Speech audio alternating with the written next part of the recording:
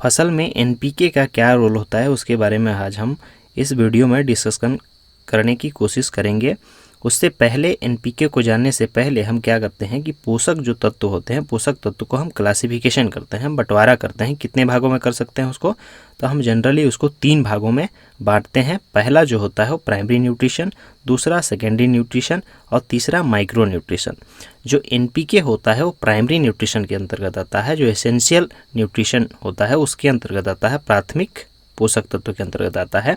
और प्राथमिक पोषक तत्व के अंतर्गत 6 पोषक तत्व मुख्य रूप से आते हैं, लेकिन जो 3 पोषक तत्व होते हैं, कार्बन, हाइड्रोजन और ऑक्सीजन, इसको पौधे डायरेक्ट हवा से ग्रहण कर लेते हैं। और जो 3 बचता है, नाइट्रोजन, फास्फोरस और पोटास, उसको या तो मिट्टी से पौधे ग्रहण करते हैं या फिर हम उन्हें डायरेक्टली जो है फर्टिगेशन के माध्यम से उसको हम प्रदान करते हैं और वो अपने ग्रोथ को बढ़ाते हैं।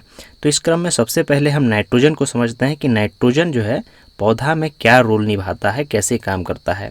और नाइट्रोजन की यदि डिफिशियंसी हो जाए, पौधे में उसकी कमी हो जाए, तो कैसे लक्षण हमें दिखाता है, कैसे रिएक्ट करता है और उसको क्या हम दें कि वो नाइट्रोजन की कमी को पूर्ति किया जा सके और उसका जो पौधा है जो उसको बढ़वार जो मिलना चाहिए, उचित बढ़वार, उस पर वो आगे अग्रसर हो सके। तो क्लोरोफिल का जो कंटेंट होता है उसको बढ़ाता है नाइट्रोजन। अगर क्लोरोफिल को आप समझना है तो आप ये समझिए कि हरा भरा, अगर पौधा जितना हरा भरा दिखेगा तो आप समझिए कि उसमें पर्याप्त मात्रा में नाइट्रोजन है। और नाइट्रोजन से ही उसमें क्लोरोफिल का कंटेंट बढ़ता है। हरा भरा ये दर्शाता है कि नाइट्रोजन की कमी किसी प्रकार की नहीं है। और अगर पर्याप्त मात्रा में पौधे में, फसल में अगर क्लोरोफिल होगा तो उसमें प्रोटीन का निर्माण उचित तरीके से होगा, उचित मात्रा में होगा। प्रोटीन की कमी किसी प्रकार की पौधे को नहीं होगी। तो मेन देखिए, हम कंपटीशन एग्जाम की तैयारी नहीं कर रहे हैं, हम क्या कर रहे हैं कि फसल जैसे एक सामान्य किसान होता है, बस उसको समझाने की कोशिश कर रहे हैं कि कैसे एनपीके जो है आपके फसल में रोल निभाता है और आप कैसे समझें कि एनपीके की अगर कमी हो जाती है तो उसके क्या क्या लक्षण है, उसकी कैसे पूर्ति करें। हमको किसी तरह की कोई कंपटीशन एग्जाम नहीं देना है, तो हमको बस बेसिक समझना है। नाइट्रोजन बस इतना ही काम करता है, क्लोरोफिल को बढ़ाता है, प्रोटीन का निर्माण करता है। अगर उसकी कमी हो जाए तो आप देखिएगा कि जो पौधे होते हैं, जो पत्ता होता है, जो पौधे के पुराने पत्ते होंगे उसमें पीलापन आ जाएगा। अगर पीलापन दिखे तो आप डायरेक्टली समझ जाइए कि उसमें क्या कमी है, तो नाइट्रोजन की कमी है। नाइट्रोजन आप उसमें दीजिए, नत्रजन की मात्रा बढ़ाइए, जैसे यूरिया हो गया या फिर 19-19 हो गया, इस तरह की चीज़ों को आप स्प्रे करें या फिर डायरेक्टली फर्टिगेशन के माध्यम से दें और उसकी पूर्ति करें। दूसरा जो आता है फास्फोरस। फास्फोरस क्या काम करता है, तो फास्फोरस का काम होता है तना और जड़ की मजबूती। तने और जड़ की मजबूती, अगर आप देखें कि फसल की बढ़वार ठीक से नहीं हो रहा है, जड़ की मजबूती नहीं है, तना आपको एकदम स्ट्रेंथ दिख रहा है, पतला पतला दिख रहा है, तो आप समझिए उसमें फास्फोरस की कमी है। और फास्फोरस को कैसे आइडेंटिफाई करें कि उसकी फसल में कमी है, तो आप देखेंगे कि गहरे बैंगनी रंग का आपको फसल का जो है पत्ता दिखेगा। पत्ता गहरे बैंगनी रंग का अगर दिखता है तो आप समझ जाइए कि इसमें फास्फोरस की कमी है। तो फास्फोरस की कमी के लिए फिर हमें फास्फोरस वाले जो मात्रा होता है, जैसे एसएसपी हो गया, एसएसपी खाद राखड़ को आप जब पौधे में जो है आप मांदा के रूप में दें या फिर उसको छिड़काव करें या ड्रिप के माध्यम से दें या फिर एनपीके डालें तो उसकी पूर्ति की जा सकती है।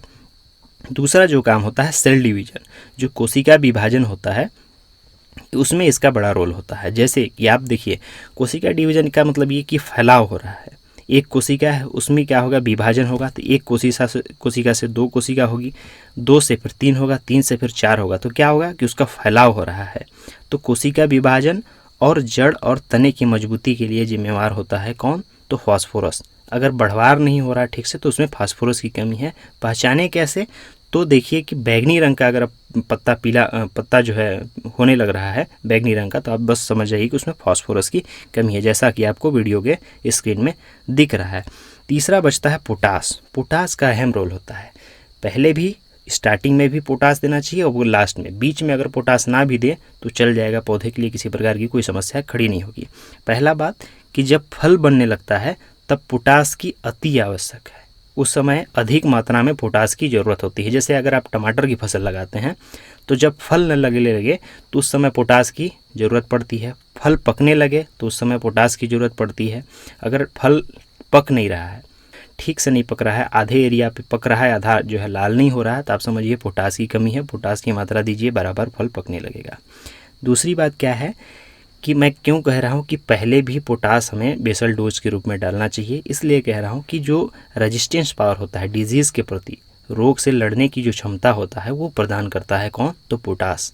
तो दो मुख्य काम है, पहला फल बनने समय आवश्यक है और दूसरा जब डिजीज़ की बात होती है तो डिजीज़ रेजिस्टेंस पावर इसमें ये डेवलप करता है। कमी अगर पोटास में दिखे, पोटास की कमी अगर फसल में दिखे तो क्या लक्षण है उसके, तो उसके लक्षण है कि पत्ते का जो किनारे किनारे का हिस्सा होता है वो झुलसन टाइप का होगा, झुलस जाएगा, वो पूरी तरीके से नष्ट हो जाएगा, जैसा कि आपको स्क्रीन में दिख रहा है, झुलस जाएगा। तो आप समझिए कि पोटास की कमी है आपके फसल में, आपके खेत में। तब फिर आपको डोज के रूप में स्प्रे करना पड़ेगा या फिर आपको ड्रिप में चढ़ाना पड़ेगा या फर्टिगेशन के माध्यम से आपको देना पड़ेगा कि पोटास की कमी ना हो। ये तीन जो न्यूट्रिशन है, नाइट्रोजन, फास्फोरस और पोटास, ये किसी भी फसल में महत्वपूर्ण रोल निभाते हैं।